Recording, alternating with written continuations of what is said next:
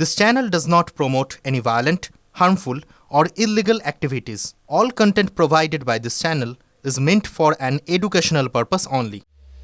বেদখলৰ বিৰুদ্ধে ৰাজ্যত অব্যাহত আছে উচ্ছেদ অভিযান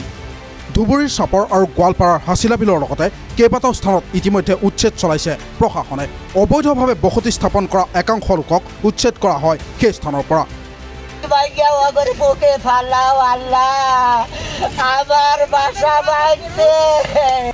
এইবাৰ ৰাজ্য চৰকাৰে উচ্ছেদৰ বাবে চিনাক্ত কৰিছে মধ্য অসমৰ নগাঁও আৰু গোলাঘাটৰ উৰিয়ামঘাটৰ কেতবোৰ অঞ্চল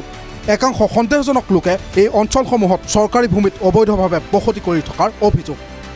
নগাঁও জিলাৰ সামগুৰিত উচ্ছেদ চলোৱাৰ বাবে সাজু হৈছে প্ৰশাসন শুকুৰবাৰে সামগুৰিৰ ৰাজহ চক্ৰ বিষয়ে খাটোৱাল মৌজাৰ অন্তৰ্গত বেলগুৰি কছাৰী গাঁৱৰ একাংশ লোকক ঠাই খালী কৰিবলৈ জাৰি কৰিছে জাননী সূত্ৰ অনুসৰি চৰকাৰী চৰণীয়া সংৰক্ষিত ভূমি হিচাপে নিৰ্ধাৰণ কৰা একাংশ ভূমিত বেদখল চলাৰ অভিযোগ উঠিছে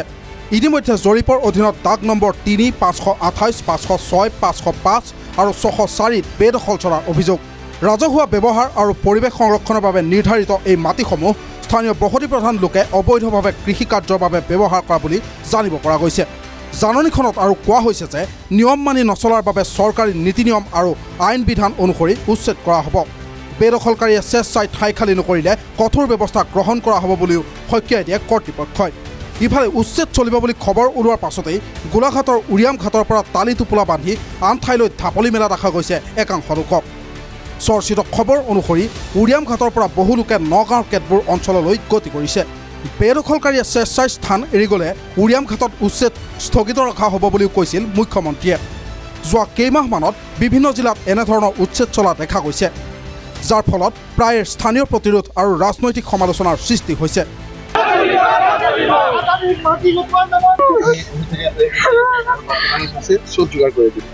আপনাকে কিছু অনুদানও দিব আৰ সেখানে থাকেন পেপাল তো পাইছেন আপনাৰা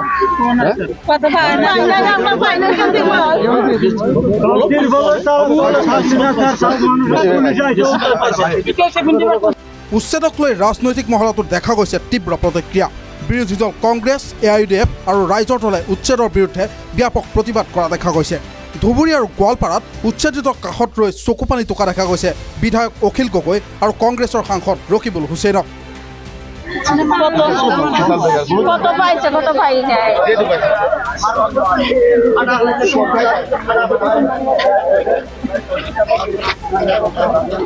এটা বিশেষ সম্প্ৰদায়ক লক্ষ্য কৰি এই উচ্ছেদ চলোৱা বুলি অভিযোগ তুলিছে বিৰোধীয়ে ইয়াৰ বিপৰীতে শাসক দল আৰু মুখ্যমন্ত্ৰীয়ে অসমৰ প্ৰতিটুকুৰা মাটি বেদখলমুক্ত কৰাৰ হুংকাৰ প্ৰদান কৰিছে খিলঞ্জীয়াৰ স্বাৰ্থত সন্দেহযুক্ত নাগৰিকক উচ্ছেদ কৰি ভূমি ৰক্ষা কৰাৰ কথাও প্ৰকাশ কৰিছে মুখ্যমন্ত্ৰীয়ে